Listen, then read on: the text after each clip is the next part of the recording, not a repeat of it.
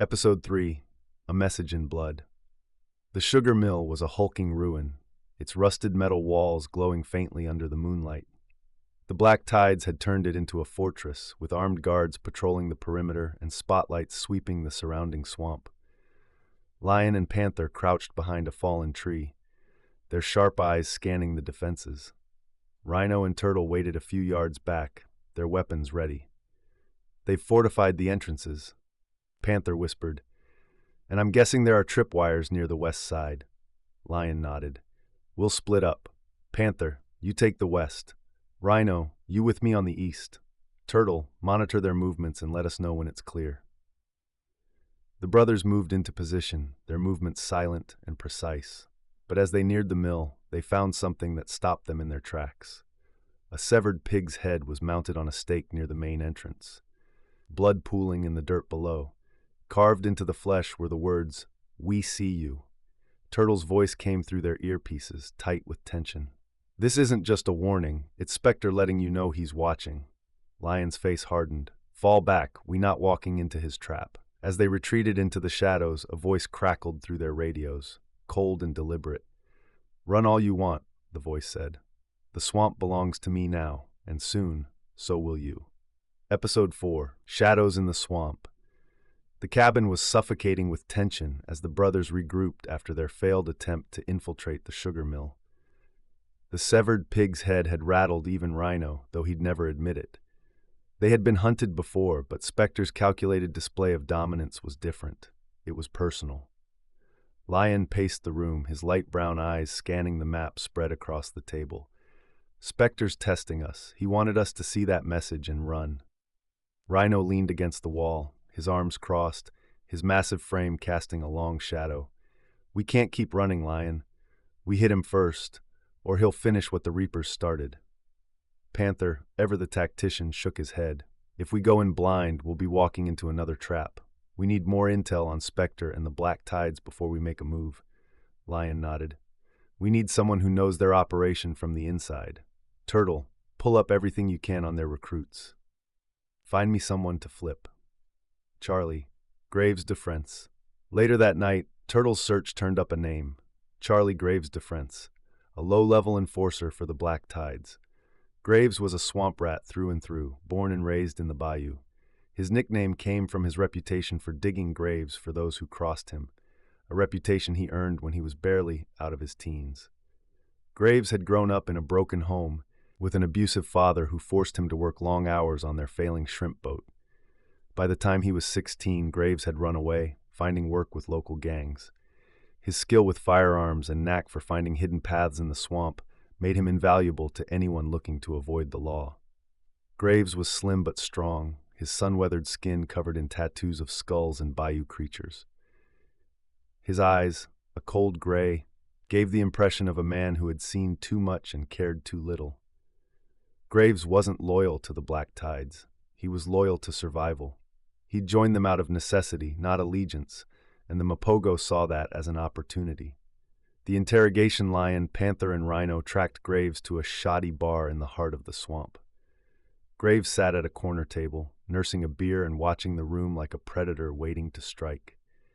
Panther slid into the seat across from him, his movements smooth and deliberate.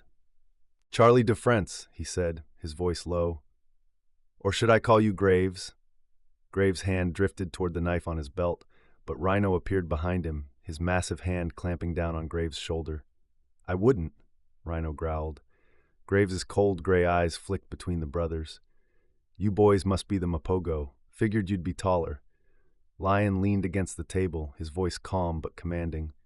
"You got a choice, Graves. Help us take down Specter, or we bring you to meet some hungry hog friends of ours." Graves smirked, but there was fear in his eyes. "You think you can take him down? Specter's not just some gang leader.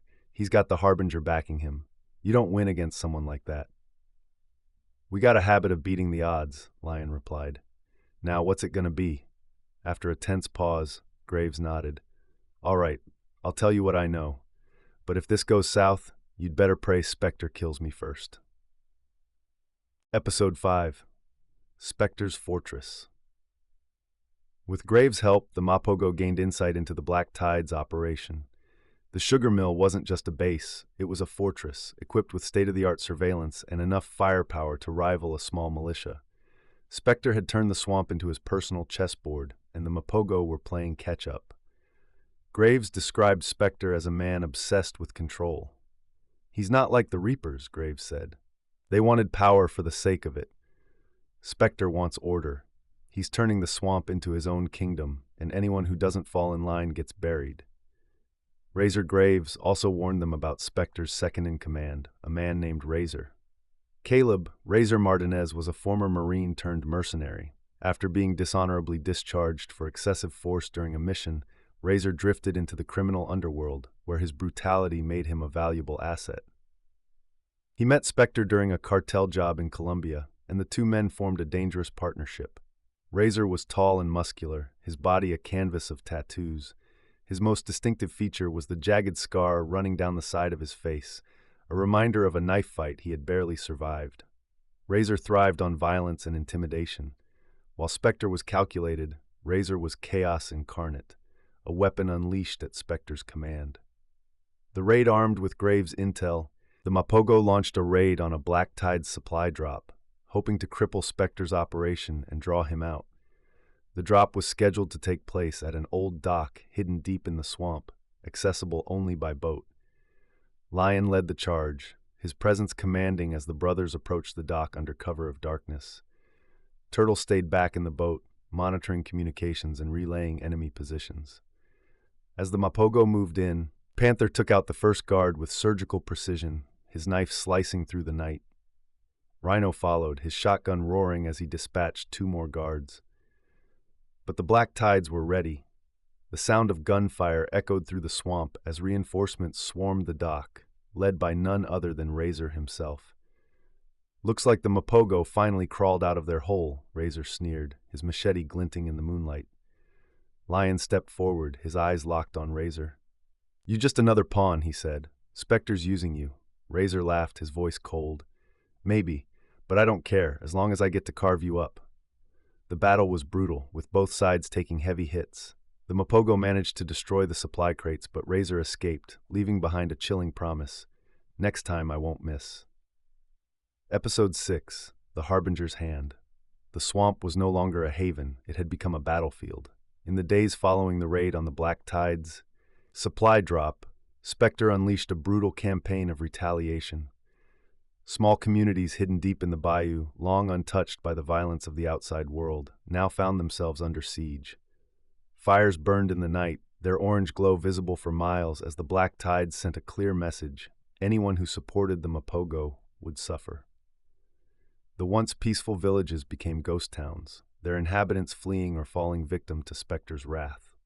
Lion stood on the deck of a weathered fishing boat, his eyes scanning the water as the Mapogo approached one of these villages. The air was thick with smoke, and the distant cries of survivors echoed through the trees. "They're trying to starve us out," Panther said, his tone grim. He leaned against the railing, his sharp eyes watching the shoreline. "Cut off our support, isolate us, it's smart." Rhino, standing near the boat's engine, slammed his fist against the side. "They're cowards, hiding behind their men and burning down homes. If Specter wants a fight, he should come and get us himself." Lion remained silent, his piercing light brown eyes fixed on the horizon. "Specter isn't looking for a fight," he said finally. "He's looking for control. The more fear he spreads, the easier it is for him to consolidate power." Turtle, sitting with his laptop on his knees, frowned as he looked at the map on his screen. "We've got a bigger problem. I've been monitoring their movements. They're expanding faster than we thought. If we don't act soon, they'll lock down the entire swamp." The boat slowed as it reached the dock. The scene was worse than they had imagined. Houses were reduced to charred skeletons, and the bodies of men and women lay scattered in the dirt. Children huddled together in the ruins of a church, their eyes wide with fear. Lion stepped onto the dock, his boots crunching against the ash-covered planks. The stench of smoke and death was overwhelming, but he kept his focus steady. A woman approached, her face streaked with soot. "You're the Mapogo," she said, her voice trembling. "You're the reason they did this." Lion's jaw tightened. He didn't flinch from her accusation. We also the reason they won't do it again. Specter's retaliation. Elsewhere in the swamp, Specter stood in the center of a makeshift war room deep inside the sugar mill. Maps and photographs covered the walls, marking every village, hideout, and supply route in the bayou. Razor leaned against a table, cleaning his machete with slow, deliberate strokes. "They're not taking the bait," Razor said, his voice a low growl. "We've burned half the swamp, and the Mapogo still haven't shown themselves." Specter didn't look up from the map he was studying. His pale, scarred face was illuminated by a single overhead bulb, and his milky white eye glinted in the light. "They're smarter than I gave them credit for," Specter said. "But they're still predictable. They'll move to protect the villages." Razor smirked. "So we keep burning them?"